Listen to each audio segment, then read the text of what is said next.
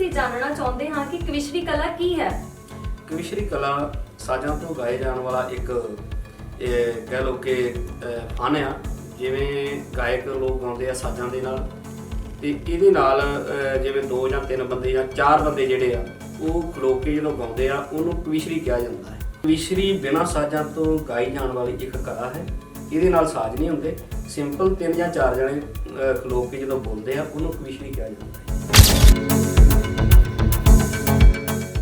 ਇਹ ਬੁਨਿਆਦ ਜਿਹੜੀ ਹੈ ਕਿਤੇ ਨਾ ਕਿਤੇ ਬਹੁਤ ਪੁਰਾਤਨ ਹੈ, ਭਾਵੇਂ ਕਿ ਅੱਜ ਇਹਦਾ ਰੂਪ ਜਿਹੜਾ ਹੈ ਉਹ ਧਾਰਮਿਕ ਖੇਤਰ ਦੇ ਵਿੱਚ ਜ਼ਿਆਦਾ ਪ੍ਰਚਲਿਤ ਹੈ ਕਿ ਧਾਰਮਿਕ ਤੌਰ ਤੇ ਕਵਿਸ਼ਰੀ ਜ਼ਿਆਦਾ ਜਾਣੀ ਜਾਂਦੀ ਹੈ। ਪਰ ਕਵਿਸ਼ਰੀ ਕਲਾ ਜਿਹੜੀ ਹੈ ਇਹ ਸੱਭਿਅਕ ਵੀ ਹੈ। ਸਾਡੇ ਸਮਾਜਿਕ ਜਿਹੜੇ ਵਿਆਹ ਸ਼ਾਦੀਆਂ ਹੁੰਦੀਆਂ ਰਹੀਆਂ ਉਹਦੇ ਵਿੱਚ ਵੀ ਇਹਦਾ ਬਹੁਤ ਜ਼ਿਆਦਾ ਰੋਲ ਹੈ। ਗੁਰੂ ਗੋਬਿੰਦ ਸਿੰਘ ਮਹਾਰਾਜ ਜੀ ਦੇ ਸਮੇਂ ਗੁਰੂ ਸਾਹਿਬ ਦੇ ਕੋਲ ਲਗਭਗ ਅੰਦਾਜ਼ਨ ਇਤਿਹਾਸਕ ਗਿਣਤੀ ਦੇ ਮੁਤਾਬਕ 52 ਕਵੀ ਜਿਹੜੇ ਉਹ ਹਰ ਸਮੇਂ ਜਿਹੜੇ ਆ ਗੁਰੂ ਸਾਹਿਬ ਦੇ ਕੋਲ ਰਿਹਾ ਕਰਦੇ ਸੀ। ਤੇ ਪੌਂਟਾ ਸਾਹਿਬ ਦੇ ਸਥਾਨ ਦੇ ਉੱਤੇ ਸਤਿਗੁਰੂ ਪਾਤਸ਼ਾਹ ਉਹਨਾਂ ਨੂੰ ਸਟੇਜ ਉੱਤੇ ਖਿਲਾਰ ਕੇ ਉਹਨਾਂ ਕਵੀਆਂ ਦੇ ਕੋਲੋਂ ਕਵਿਤਾਵਾਂ ਸੁਣਿਆ ਕਰਦੇ ਸੀ। ਕਵਿਸ਼ਰੀ ਕੋ ਘੱਟ ਗਾਉਂਦਾ, ਕਿਉਂਕਿ ਜੇ ਕਹੀਏ ਨਾ ਕਿ ਤੁਸੀਂ ਇਦਾਂ ਕਿਉਂ ਗਾਉਂਦੇ ਹੋ ਤਾਂ ਉਹ ਕਹਿੰਦਾ ਕਿ ਲੋਕ ਸੁਣਨਾ ਚਾਹੁੰਦੇ ਆ। ਇਹਦੇ ਪਿੱਛੇ ਮੈਂ ਤਾਂ ਇਹ ਗੱਲ ਕੀਤੀ ਆ ਕਿ ਸਿੱਧੀ ਗੀਤਾਂ ਦੀ ਤਰਜ਼ ਤੇ ਵੀ ਕਵਿਸ਼ਰੀ ਬੋਲਣੀ ਸ਼ੁਰੂ ਕਰ ਦਿੱਤੀ। ਉਹ ਕਹਿਣ ਨੂੰ ਕਵਿਸ਼ਰੀ ਬੋਲ ਰਹੇ ਹੁੰਦੇ ਆ, ਪਰ ਉਹ ਗਾਣੇ ਤੋਂ ਸਾਫ਼ ਪਤਾ ਲੱਗਦਾ ਹੈ, ਨੌਜਵਾਨ ਸਮਝ ਜਾਂਦੇ ਆ ਵੀ ਇਹ ਐਸ ਗਾਣੇ ਦੀ ਤਰਜ਼। ਬਸ ਇਹ ਫਰਕ ਹੈ।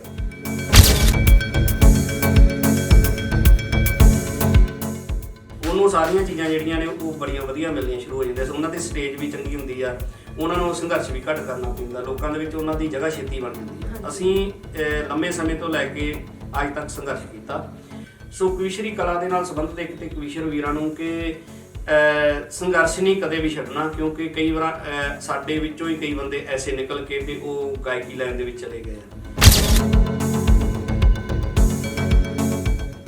ਤੇ ਕਵਿਸ਼ਰ ਵੀਰਾਂ ਦੇ ਚਰਨਾਂ ਦੇ ਵਿੱਚ ਬੇਨਤੀ ਇਹ ਆ ਕਿ ਉਤਰਾਅ ਚੜਾਅ ਹੁੰਦਾ ਰਹਿੰਦਾ। ਠੀਕ ਹੈ ਕਿ ਏਡੀ ਛੇਤੀ ਪ੍ਰਸਿੱਧੀ ਕਈ ਵਾਰ ਨਹੀਂ ਮਿਲਦੀ, ਪਰ ਉਸ ਚੀਜ਼ ਨੂੰ ਲੈ ਕੇ ਆਪਾਂ ਆਪਣੇ ਇਸ ਮਾਰਗ ਨੂੰ ਛੱਡ ਕੇ ਤੇ ਕਿਸੇ ਚਮਕ ਦਮਕ ਵਾਲੇ ਪਾਸੇ ਨਹੀਂ ਜਾਣਾ, ਕਿਉਂਕਿ ਇਹਦਾ ਇੱਕ ਉਲਾਮਾ ਵੀ ਬਹੁਤ ਵੱਡਾ ਬਣਦਾ ਹੈ ਕਿ ਵੇਖੋ ਤੁਹਾਡੇ ਲੋਕਾਂ ਨੇ ਕਦਰ ਨਹੀਂ ਪਾਈ ਇਹਨਾਂ ਲੋਕਾਂ ਦੀ, ਤੇ ਇਹ ਉਹ ਲੋਕ ਸਿੰਗਰ ਬਣ ਕੇ ਉਹਨਾਂ ਦੇ ਕੋਲ ਕਿੰਨਾ ਪੈਸਾ ਆ ਗਿਆ। ਇਹ ਬੜੀ ਗੱਲ ਕੀਤੀ ਜਾਂਦੀ ਆ, ਬੜੇ ਵੱਡੇ ਸਿੰਗਰ ਨੇ ਜਿਨ੍ਹਾਂ ਦੇ ਬਾਰੇ ਕੀਤੀ ਜਾਂਦੀ ਹੈ।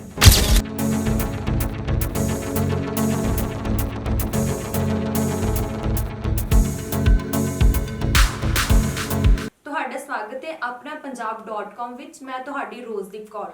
ਅੱਜ ਅਸੀਂ ਪਹੁੰਚੇ ਹਾਂ ਕੌਮ ਦੇ ਮਹਾਨ ਵਿਦਵਾਨ ਅਤੇ ਉੱਚ ਕੋਟੀ ਦੇ ਕਵਿਸ਼ਰ ਭਾਈ ਗੁਰਸੇਵਕ ਸਿੰਘ ਪੱਧਰੀ ਜੀ ਦੇ ਗ੍ਰਹਿ ਵਿਖੇ।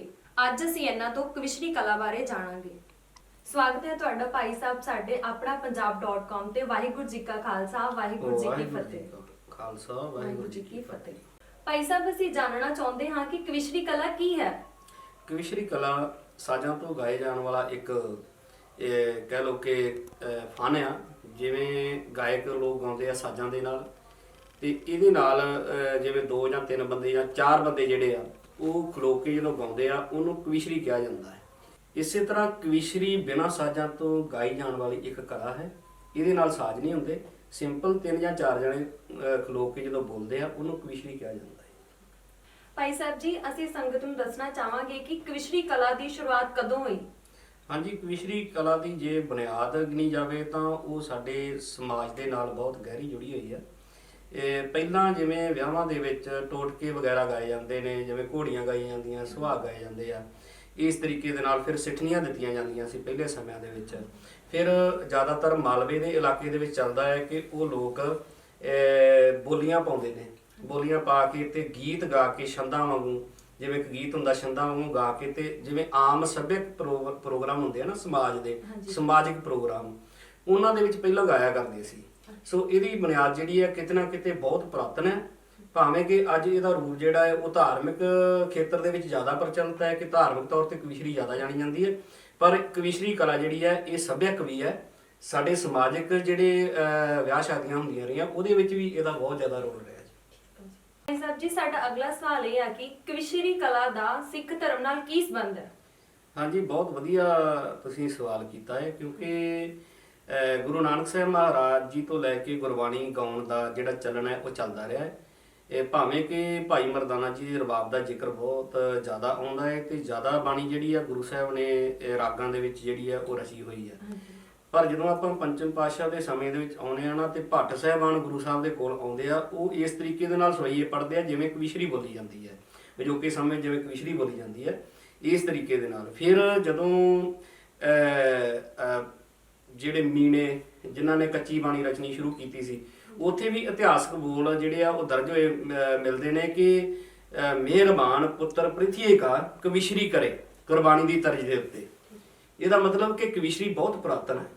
ਉਹਦੇ ਤੋਂ ਬਾਅਦ ਕੀ ਹੋਇਆ ਜੀ, ਫਿਰ ਇਹ ਕਿਸੇ ਨਾ ਕਿਸੇ ਤਰੀਕੇ ਦੇ ਨਾਲ ਸਿੱਖ ਧਰਮ ਦੇ ਨਾਲ ਚੱਲਦੀ ਰਹੀ। ਜਦੋਂ ਸਮਾਂ ਆਉਂਦਾ ਜੀ ਗੁਰੂ ਗੋਬਿੰਦ ਸਿੰਘ ਮਹਾਰਾਜ ਜੀ ਦਾ, ਗੁਰੂ ਗੋਬਿੰਦ ਸਿੰਘ ਮਹਾਰਾਜ ਜੀ ਦੇ ਸਮੇਂ ਗੁਰੂ ਸਾਹਿਬ ਦੇ ਕੋਲ ਲਗਭਗ ਅੰਦਾਜ਼ਨ ਇਤਿਹਾਸਕ ਗਿਣਤੀ ਦੇ ਮੁਤਾਬਕ 52 ਕਵੀ ਜਿਹੜੇ ਉਹ ਹਰ ਸਮੇਂ ਜਿਹੜੇ ਆ ਗੁਰੂ ਸਾਹਿਬ ਦੇ ਕੋਲ ਰਿਹਾ ਕਰਦੇ ਸੀ। ਤੇ ਪੌਂਟਾ ਸਾਹਿਬ ਦੇ ਸਥਾਨ ਦੇ ਉੱਤੇ ਸਤਿਗੁਰੂ ਪਾਤਸ਼ਾਹ ਉਹਨਾਂ ਨੂੰ ਸਟੇਜ ਦੇ ਉੱਤੇ ਖਿਲਾਰ ਕੇ ਉਹਨਾਂ ਕਵੀਆਂ ਦੇ ਕੋਲੋਂ ਕਵਿਤਾਵਾਂ ਸੁਣਿਆ ਕਰਦੇ ਸੀ। ਸੋ ਉਹਨਾਂ ਸਮਿਆਂ ਦੇ ਵਿੱਚ ਕਵਿਤਾਵਾਂ ਬੋਲਣ ਵਾਲਿਆਂ ਨੂੰ ਗੁਰੂ ਸਾਹਿਬ ਵੱਲੋਂ ਬਹੁਤ ਵੱਡੇ ਵੱਡੇ ਇਨਾਮ ਦੇਣ ਦਾ ਵੀ ਜ਼ਿਕਰ ਆਉਂਦਾ, ਜਿਵੇਂ ਹਿਰਦੇ ਰਾਮ ਕਵੀ ਨੂੰ 60,000 ਮੋਹਰ ਸੋਨੇ ਦੀ ਦੇ ਦੇਣੀ। ਇਸੇ ਤਰੀਕੇ ਦੇ ਨਾਲ ਕਈ ਕਵੀ ਐਸੇ ਨੇ ਜਿਨ੍ਹਾਂ ਨੂੰ ਹਾਥੀ ਵੀ ਜਿਹੜੇ ਆ ਇਨਾਮ ਵਿੱਚ ਦਿੱਤੇ ਜਾਂਦੇ ਰਹੇ। ਉਹ ਸਿੰਪਲ ਸਾਜ਼ਾਂ ਤੋਂ ਬਗੈਰ ਕਵਿਤਾ ਬੋਲਣ ਵਾਲੇ ਉਹ ਗੁਰਸਿੱਖ ਕਵੀ ਸਨ, ਜਿਨ੍ਹਾਂ ਨੂੰ ਸਤਿਗੁਰੂ ਪਾਤਸ਼ਾਹ ਜੀ ਨੇ ਆਪਣੇ ਸਮੇਂ ਬਹੁਤ ਜ਼ਿਆਦਾ ਮਾਣ ਸਨਮਾਨ ਦਿੱਤਾ। ਸੋ ਇਸ ਤਰੀਕੇ ਦੇ ਨਾਲ ਕਹਿ ਲਓ ਕਿ ਗੁਰੂ ਕਾਲ ਦੇ ਸਮੇਂ ਤੋਂ ਕਵੀਸ਼ਰੀ ਦਾ ਜਿਹੜਾ ਸੰਬੰਧ ਆ ਇਹ ਸਿੱਖ ਧਰਮ ਦੇ ਨਾਲ ਚੱਲਦਾ ਹੁੰਦਾ ਹੈ ਜੀ। ਭਾਈ ਸਾਹਿਬ ਜੀ, ਜਿਵੇਂ ਗਾਇਕੀ ਰਾਗਾਂ ਵਿੱਚ ਗਾਈ ਜਾਂਦੀ ਹੈ, ਕਵੀਸ਼ਰੀ ਦੀ ਕੀ ਪਹਿਚਾਣ ਹੈ? ਹਾਂਜੀ, ਕਵੀਸ਼ਰੀ ਦੇ ਵੀ ਤਰਜਾਂ ਹੁੰਦੀਆਂ ਨੇ, ਰਸ ਹੁੰਦੇ ਆ। ਹਾਂਜੀ। ਕਿਉਂਕਿ ਇੱਕ ਛੋਟਾ ਜਿਹਾ ਕਿਤਾਬਚਾ ਮਿਲਦਾ ਜਿਹਨੂੰ ਪਿੰਗਲ ਕਹਿੰਦੇ ਆ, ਉਹਦੇ ਅਨੁਸਾਰ ਕਵੀਸ਼ਰੀ ਕਿਵੇਂ ਲਿਖਣੀ ਆ। ਜਿਵੇਂ ਉਹਦੇ ਵਿੱਚ ਹੈਗਾ ਲਘੂ ਵਰਣਨ ਆ, ਦੀਰਘ ਵਰਣਨ ਆ, ਇਸੇ ਤਰ੍ਹਾਂ ਕਾਫੀ ਉਹਦੇ ਵਿੱਚ ਚੀਜ਼ਾਂ ਨੇ ਜਿਹਦੇ ਵਿੱਚ ਸਿਹਾਰੀ ਬਿਹਾਰੀ ਔਂਕੜ ਦਲਾਂ ਲਾਂ ਵਗੈਰਾ ਲਾ ਕੇ ਉਹ ਛੰਦ ਤੇ ਗਾਉਣ ਦਾ ਕੀ ਮਤਲਬ ਬਣਦਾ। ਇਸ ਤਰੀਕੇ ਦੇ ਨਾਲ ਪਿੰਗਲ ਦੇ ਅਨੁਸਾਰ ਵੀ ਕਵੀਸ਼ਰੀ ਲਿਖੀ ਜਾਂਦੀ ਆ। ਤੇ ਦੂਸਰਾ ਕਵੀਸ਼ਰੀ ਦੀਆਂ 13 ਤਰਜਾਂ ਨੇ ਤੇ 9 ਰਸਾਂ 'ਚ ਕਵੀਸ਼ਰੀ ਗਾਈ ਜਾਂਦੀ ਆ। ਠੀਕ ਹੈ ਜੀ। ਤੇ ਜਿਵੇਂ ਗਾਇਕਾਂ ਦੇ ਜਿਹੜੇ ਗੀਤ ਹੁੰਦੇ ਆ ਉਹਨਾਂ ਦੇ ਨਾਮ ਵੀ ਹੁੰਦੇ ਆ, ਰਾਗਾਂ ਦੇ ਨਾਮ ਵੀ ਹੁੰਦੇ ਆ, ਇਸੇ ਤਰ੍ਹਾਂ ਜਿਹੜੀ ਕਵੀਸ਼ਰੀ ਆ ਉਹਦੇ ਵਿੱਚ ਵੀ ਜਿਵੇਂ ਕੋਰੜਾ ਛੰਦ, ਦੁਤਾਰਾ ਛੰਦ, ਦਵਈਆ ਛੰਦ, ਦੋਹਰੇ ਆ ਜਾਂਦੇ ਆ ਤੇ ਬੈਂਤ ਆ ਜਾਂਦਾ। ਇਸੇ ਤਰ੍ਹਾਂ ਕਾਫੀ ਛੰਦ ਆ ਜਾਂਦਾ, ਪੌੜੀ ਛੰਦ ਆ ਜਾਂਦਾ। ਇਹ ਨਾਮ ਨੇ ਜਿਹਦੇ ਤੋਂ ਮਤਲਬ ਇਹ ਇੱਕ ਚੀਜ਼ ਜਿਹੜੀ ਉਹ ਸਿੱਧ ਹੁੰਦੀ ਹੈ ਕਿ ਕਵੀਸ਼ਰੀ ਬੇਤਾਲਿਆਂ ਦਾ ਇੱਕ ਵਿਸ਼ਾ ਨਹੀਂ ਗਾਉਣ ਵਾਲਾ, ਇਹ ਵੀ ਰਾਗ ਵਿੱਚ, ਸੁਰ ਵਿੱਚ, ਤਾਲ ਵਿੱਚ ਗਾਈ ਜਾਂਦੀ ਹੈ। ਕਿਉਂਕਿ ਅੱਜ ਤੇ ਹੋਰ ਵੀ ਸਮਾਂ ਚੱਲ ਪਿਆ, ਕਵੀਸ਼ਰੀ ਰੀਮਿਕਸ ਹੋਣ ਲੱਗ ਗਈ, ਨਾਲ ਸਾਜ਼ ਲੱਗ ਜਾਂਦੇ। ਸਾਡਾ ਪਿੱਛੇ ਜੇ ਇੱਕ ਟਰੈਕ ਆਇਆ ਸੋਧਾ, ਆ ਜਿਹੜੀਆਂ ਬੇਅਦਬੀਆਂ ਹੋ ਰਹੀਆਂ ਉਹਦੇ ਮਸਲੇ ਦੇ ਵਿੱਚ ਇੱਕ ਅਸੀਂ ਸੋਧਾ ਲਾਏ ਬਿਨਾਂ ਕੰਮ ਸੂਤ ਆਉਣਾ ਨਹੀਂ। ਹੁਣ ਉਹ ਕਵੀਸ਼ਰੀ ਦਾ ਕੋਰੜਾ ਛੰਦ ਆ, ਪਰ ਜਦੋਂ ਉਹ ਰੀਮਿਕਸ ਹੋ ਗਿਆ ਉਹਦੇ ਨਾਲ ਮਿਊਜ਼ਿਕ ਲੱਗ ਗਿਆ ਤੇ ਮਿਊਜ਼ਿਕ ਲੱਗਣ ਦੇ ਨਾਲ ਉਹ ਸਿੰਗਿੰਗ ਲਾਈਨ 'ਚ ਆ ਗਿਆ, ਜਿਵੇਂ ਗਾਇਕ ਗਾਉਂਦੇ ਆ ਉਹ ਇਸ ਤਰੀਕੇ ਦੇ ਨਾਲ ਹੋ ਗਿਆ। ਇਹ ਤੋਂ ਭਾਵ ਕਿ ਜੇ ਸਿੰਪਲ ਗਾਈ ਹੋਈ ਕਵੀਸ਼ਰੀ ਦੇ ਨਾਲ ਟਰੈਕ ਫਿੱਟ ਕਰ ਦਿੱਤਾ ਜਾਵੇ ਤਾਂ ਉਹ ਵੀ ਗਾਇਕੀ ਵਾਂਗੂ ਹੀ ਜਾਪੇਗੀ। ਇਸ ਕਰਕੇ ਜਿਵੇਂ ਗਾਇਕੀ ਰਾਗਾਂ ਦੇ ਅਧੀਨ ਹੁੰਦੀ ਹੈ, ਇਸੇ ਤਰ੍ਹਾਂ ਇਹ ਵੀ ਸੁਰ ਤਾਲ ਦਾ ਮਸਲਾ ਹੈ। ਜਿਹੜੀ ਕਵੀਸ਼ਰੀ ਹੈ ਇਹਦੇ ਵਿੱਚ ਹੋਰ ਕੋਈ ਬਹੁਤਾ ਫਰਕ ਨਹੀਂ ਹੈ, ਬਸ ਇਹਦੇ ਛੰਦਾਂ ਦੇ ਨਾਮ ਅਲੱਗ ਨੇ, ਬਸ ਇਹ ਚੀਜ਼ ਹੈ ਜੀ। ਭਾਈ ਸਾਹਿਬ ਜੀ, ਅਸੀਂ ਜਾਣਨਾ ਚਾਹਾਂਗੇ ਕਿ ਪੁਰਾਣੇ ਕਵੀਸ਼ਰਾਂ 'ਚ ਅਤੇ ਹੁਣ ਦੇ ਕਵੀਸ਼ਰਾਂ 'ਚ ਕੀ ਅੰਤਰ ਹੈ? ਹਾਂਜੀ, ਅੰਤਰ ਤਾਂ ਬਹੁਤ ਜ਼ਿਆਦਾ। ਜੇ ਹੁਣ ਦੇ ਤਰੀਕੇ ਨਾਲ ਵੇਖਿਆ ਜਾਵੇ ਤਾਂ ਪਿਛਲੀ ਜਿਹੜੀ ਕਵੀਸ਼ਰੀ ਆ ਉਹ ਕਲਾਸੀਕਲ ਗਾਈ ਜਾਂਦੀ ਸੀ, ਕੇਵਲ ਜੋ ਛੰਦ ਨਿਯਮਤ ਕੀਤੇ ਹੁੰਦੇ ਸੀ ਨਾ ਉਹਨਾਂ ਦੇ ਅਨੁਸਾਰ। ਹੁਣ ਛੰਦਾਂ ਨੂੰ ਤੋੜ ਮਰੋੜ ਕੇ ਵੀ ਜੇ ਦਤਾਰਾ ਵਾ ਤੇ ਉਹਨੂੰ ਡਬਲ ਦਤਾਰਾ ਬਣਾ ਦਿੱਤਾ ਗਿਆ, ਥੋੜਾ ਜਿਹਾ ਜੋ ਪ੍ਰਾਤਨਤਾ ਸੀ ਉਹਦੇ 'ਚ ਨਵੀਨਤਾ ਲਿਆਂਦੀ ਗਈ।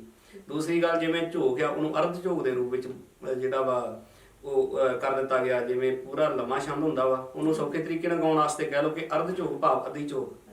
ਇਸ ਤਰੀਕੇ ਦੇ ਨਾਲ ਕਵੀਸ਼ਰੀ ਜਿਹੜੀ ਆ, ਇੱਕ ਤੇ ਇਹ ਫਰਕ ਆ ਗਿਆ ਬੋਲਣ ਦਾ ਲਹਿਜਾ, ਲਿਖਣ ਦਾ ਤਰੀਕਾ, ਤੇ ਦੂਸਰਾ ਇੱਕ ਕਵੀਸ਼ਰੀ ਇਸ ਕਿਸਮ ਦੀ ਹੋ ਗਈ ਆ ਕਿ ਪਹਿਲਾਂ ਕਵੀਸ਼ਰੀ ਹਿੱਕ ਦੇ ਜ਼ੋਰ ਨਾਲ ਗਾਈ ਜਾਂਦੀ ਸੀ, ਕਿਉਂਕਿ ਉਹਨਾਂ ਸਮਿਆਂ ਦੇ ਵਿੱਚ ਸਾਊਂਡ ਸਿਸਟਮ ਨਹੀਂ ਸੀ ਹੁੰਦਾ। ਜਿਹੜੀ ਆਪਣੀ ਹੈਗੀ ਨਾ ਆਪਣੀ ਤਾਕਤ ਆ, ਉਹਦੇ ਅਨੁਸਾਰ ਲੋਕਾਂ ਤੱਕ ਆਵਾਜ਼ ਪਹੁੰਚਾਉਣੀ ਪੈਂਦੀ ਸੀ। ਅੱਜ ਕੱਲ ਸਾਊਂਡ ਸਿਸਟਮ ਬਹੁਤ ਜ਼ਿਆਦਾ ਤੁਹਾਨੂੰ ਪਤਾ ਹੈ ਕਿ ਆ ਗਿਆ, ਹਾਈਫਾਈ ਆ ਗਿਆ। ਇਸ ਕਰਕੇ ਅੱਜ ਦੀ ਜਿਹੜੀ ਕਵੀਸ਼ਰੀ ਆ ਉਹ ਬਨਾਵਟ ਦੀ ਜ਼ਿਆਦਾ, ਇੱਕ ਦੇ ਜ਼ੋਰ ਦੀ ਘੱਟ ਆ, ਪਰ ਥੋੜੀ ਜਿਹੀ ਆਵਾਜ਼ ਜਿਵੇਂ ਕਲਾਕਾਰ ਗਾਉਂਦੇ ਆ, ਸਾਊਂਡ ਦਾ ਜਿਹੜਾ ਵੱਧ ਸਹਿਯੋਗ ਹੁੰਦਾ। ਤੇ ਜਿਹੜਾ ਕਵੀਸ਼ਰ ਹੈ ਉਹ ਚਲੋ ਬੜੇ ਹਿੱਕ ਦੇ ਜ਼ੋਰ ਨਾਲ ਗਾਉਣ ਵਾਲੇ ਵੀ ਬੜੇ ਕਵੀਸ਼ਰ ਹੈਗੇ ਨੇ, ਫਿਲਹਾਲ ਕੋਈ ਐਸੀ ਗੱਲ ਨਹੀਂ ਹੈ, ਪਰ ਬਹੁਤਾ ਕਰਕੇ ਜਿਹੜਾ ਬਣਾਵਟ ਜਿਹੜੀ ਹੈ ਨਾ ਉਹਦੀ ਜ਼ਿਆਦਾ ਕਵੀਸ਼ਰੀ ਰਹਿ ਗਈ ਆ। ਤੀਸਰੀ ਗੱਲ ਇਹ ਆ ਕਿ ਪਹਿਲਾਂ ਕਵੀਸ਼ਰੀ ਨੂੰ ਇਸ ਤਰੀਕੇ ਨਾਲ ਗਾਇਆ ਜਾਂਦਾ ਸੀ ਕਿ ਕਵੀਸ਼ਰੀ ਕਲਾ ਜਿੰਦਾ ਰਵੇ। ਹੁਣ ਕੁਝ ਕੁ ਨੇ ਇਸ ਤਰੀਕੇ ਦੇ ਨਾਲ ਗਾਉਣਾ ਸ਼ੁਰੂ ਕਰ ਦਿੱਤਾ ਵਾ ਕਿ ਕਵੀਸ਼ਰ ਜਿੰਦਾ ਰਹਿਣ, ਕਵੀਸ਼ਰੀ ਕਲਾ ਜਿੰਦਾ ਰਵੇ ਜਾਂ ਨਾ ਰਵੇ, ਇਹਦੇ ਨਾਲ ਕੋਈ ਫਰਕ ਨਹੀਂ ਪੈਂਦਾ।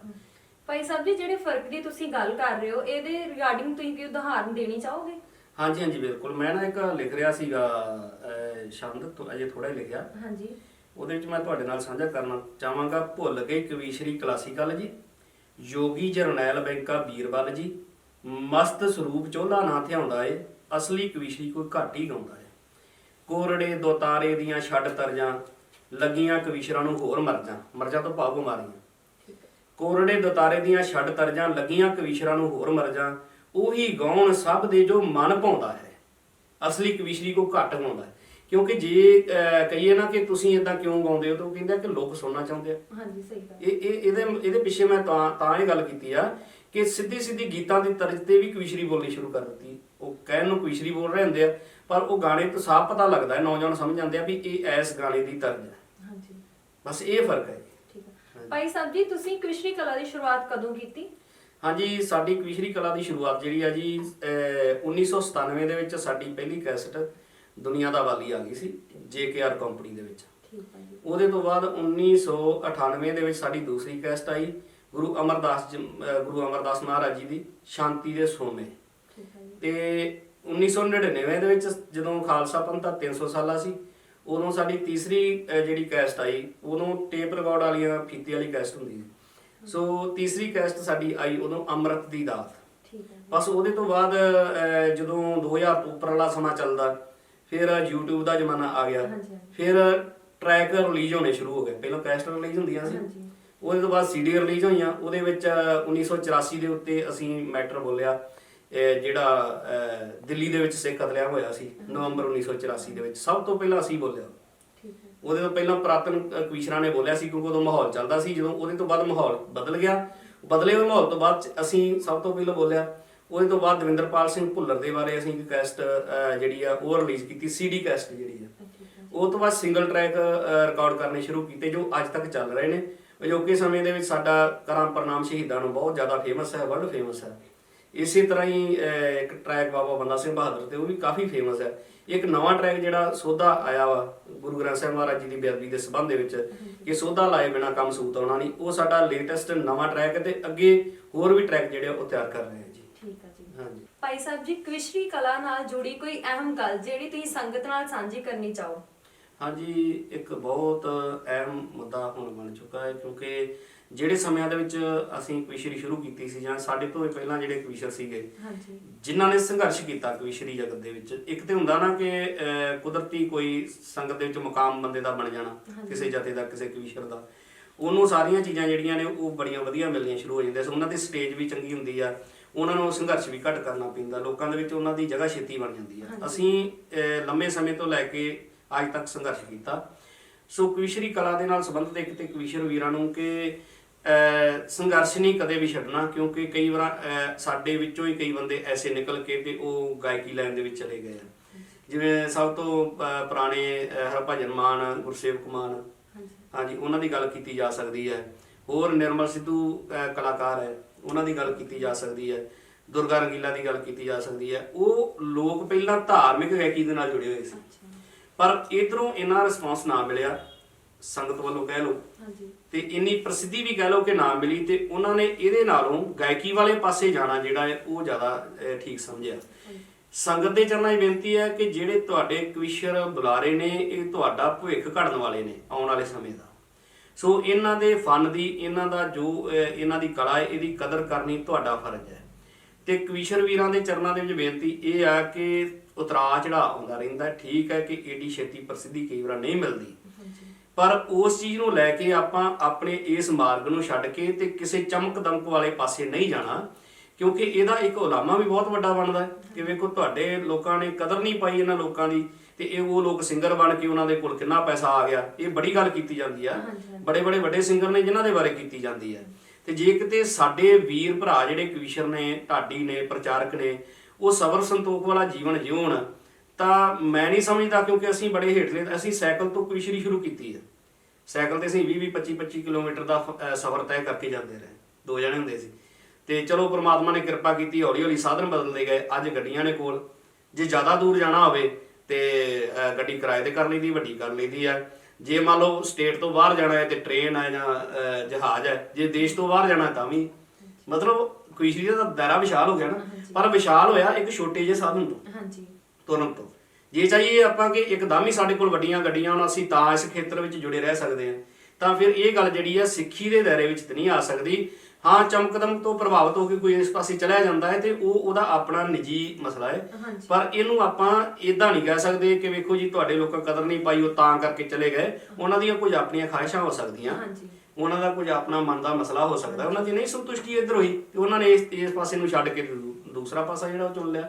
ਸੋ ਇਹ ਦੋਵੇਂ ਪਾਸੇ ਮੇਰੀ ਬੇਨਤੀ ਹੈ ਸੰਗਤ ਨੂੰ ਕਿ ਸਹੀ ਕਦਰ ਪਾਓ, ਤੇ ਦੂਸਰੇ ਪਾਸੇ ਆਪਣੇ ਭਰਾਵਾਂ ਨੂੰ ਕਿ ਆਪਣੇ ਇਸ ਫਨ ਨੂੰ ਇੰਨਾ ਮਾਮੂਲੀ ਨਾ ਸਮਝੋ ਕਿ ਇਹਨੂੰ ਤਿਆਗ ਕੇ ਦੂਜੇ ਪਾਸੇ ਚਲੇ ਜਾਓ। ਹਾਂਜੀ, ਸਹੀ ਗੱਲ। ਭਾਈ ਸਾਹਿਬ ਜੀ, ਅਸੀਂ ਹੁਣ ਜਾਣਨਾ ਚਾਹਾਂਗੇ ਕਿ ਕਵਿਸ਼ਰੀ ਗਾਉਣ ਵਾਸਤੇ ਕਿੰਨੇ ਮੈਂਬਰ ਜ਼ਰੂਰੀ ਹੁੰਦੇ ਹਨ? ਹਾਂਜੀ, ਘੱਟ ਤੋਂ ਘੱਟ 2 ਮੈਂਬਰ, ਠੀਕ ਹੈ ਜੀ, ਤੇ ਜ਼ਿਆਦਾ ਤੋਂ ਜ਼ਿਆਦਾ 4 ਮੈਂਬਰ, ਕਿਉਂਕਿ ਇੱਕ ਪ੍ਰਚਾਰਕ ਤੇ ਉਹਦੇ ਤੋਂ ਬਾਅਦ ਇੱਕ ਆਗੂ ਆ ਜਾਂਦਾ ਜਿਹੜਾ ਅੱਗੇ ਬੋਲਦਾ, ਹਾਂਜੀ, ਤੇ ਜੋੜੀ ਪਿੱਛੇ ਲੱਗ ਜਾਂਦੀ ਹੈ 2 ਜਣਿਆਂ ਨੂੰ ਮਿਲਾ ਕੇ। ਠੀਕ ਹੈ ਜੀ। ਹਾਂਜੀ, ਜੇ 3 ਹੋਣ ਤਾਂ ਇੱਕ ਪ੍ਰਚਾਰਕ ਹੈ ਜੀ, ਹਾਂਜੀ, ਤੇ ਇੱਕ ਆਗੂ ਗਾਉਂਦਾ ਤੇ ਇੱਕ ਪਾਸ਼ੂ, ਜਿਹੜੀ ਸਾਡੀ ਭਾਸ਼ਾ ਦੇ ਵਿੱਚ ਹੈ, ਇੱਕ ਅੱਗੇ ਗਾਉਂਦਾ ਇੱਕ ਪਿੱਛੇ ਗਾਉਂਦਾ। ਜਿਵੇਂ ਸਾਡੇ ਜਥੇ ਦੇ ਵਿੱਚ ਹੀ ਆ, ਅਸੀਂ 4 ਵੀ ਹੋ ਜਾਂਦੇ ਆ।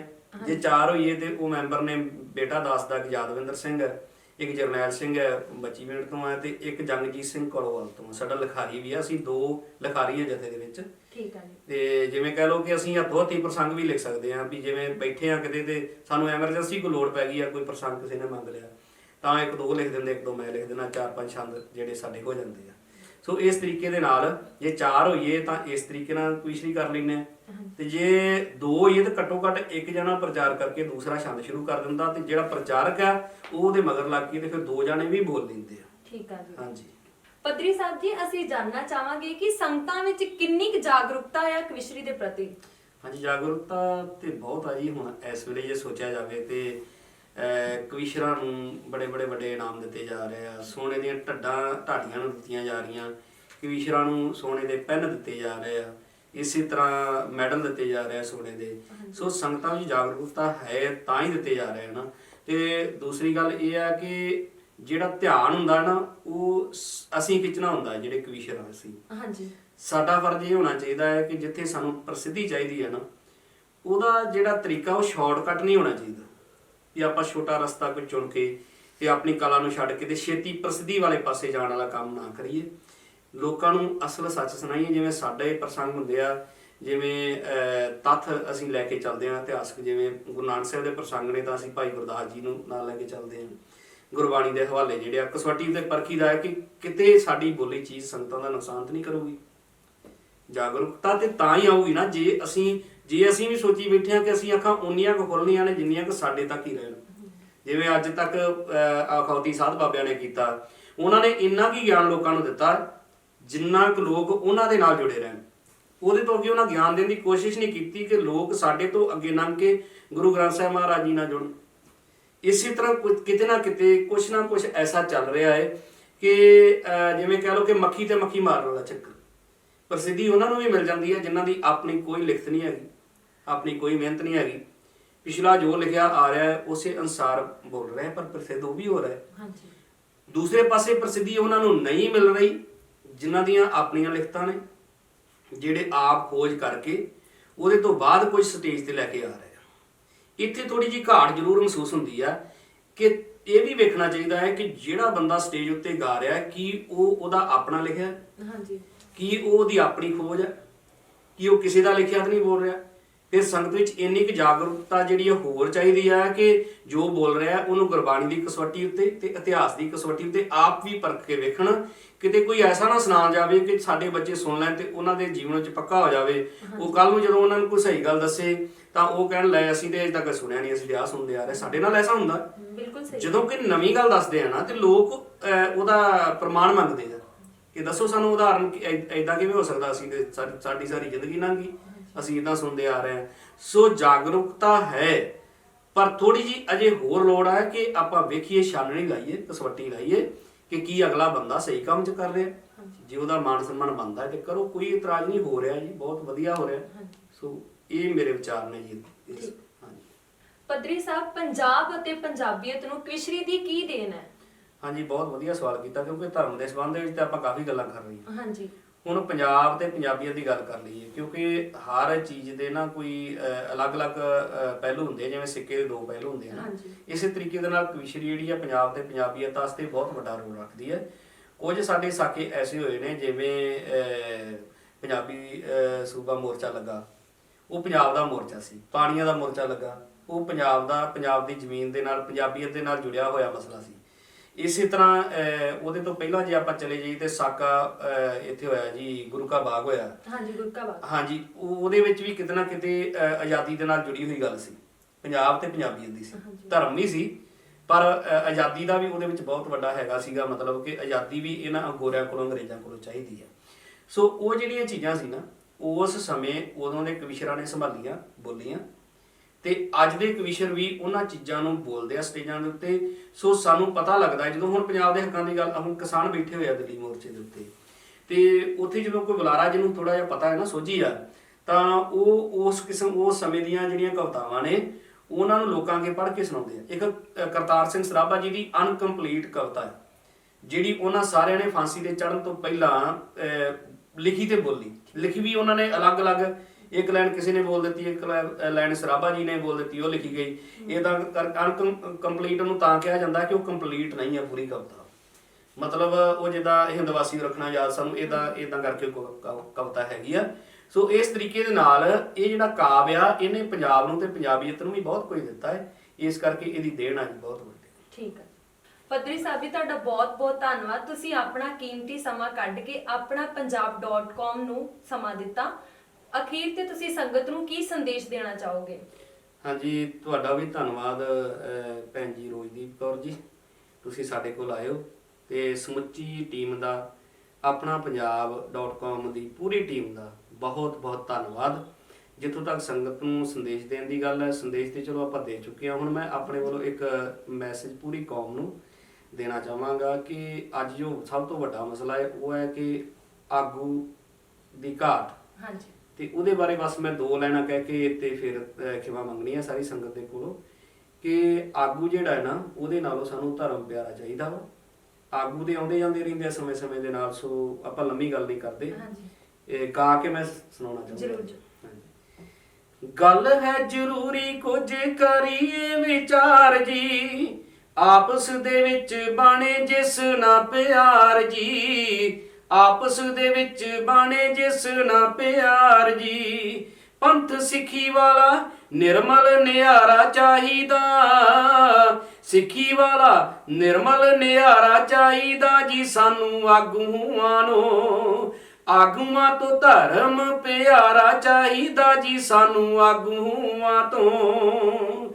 ਗੁਰੂ ਨਾਨਕ ਦੀ ਸਿੱਖੀ ਨਿਰਮਲ ਨਿਆਰੀ ਹੈ, ਸਭ ਨਾਲੋਂ ਵੱਧ ਸਾਨੂੰ ਸਿੱਖੀ ਹੀ ਪਿਆਰੀ ਹੈ, ਸਭ ਨਾਲੋਂ ਵੱਧ ਸਾਨੂੰ ਸਿੱਖੀ ਹੀ ਪਿਆਰੀ ਹੈ। ਨਿਜਵਾਦ ਵੱਲੋਂ ਉੱਕਾ ਹੀ ਕਿਨਾਰਾ ਚਾਹੀਦਾ, ਨਿਜਵਾਦ ਵੱਲੋਂ ਉੱਕਾ ਹੀ ਕਿਨਾਰਾ ਚਾਹੀਦਾ ਜੀ ਸਾਨੂੰ ਆਗੂਆਂ ਤੋਂ, ਆਗੂਆਂ ਤੋਂ ਧਰਮ ਪਿਆਰਾ ਚਾਹੀਦਾ ਜੀ ਸਾਨੂੰ ਲੀਡਰਾਂ ਤੋਂ।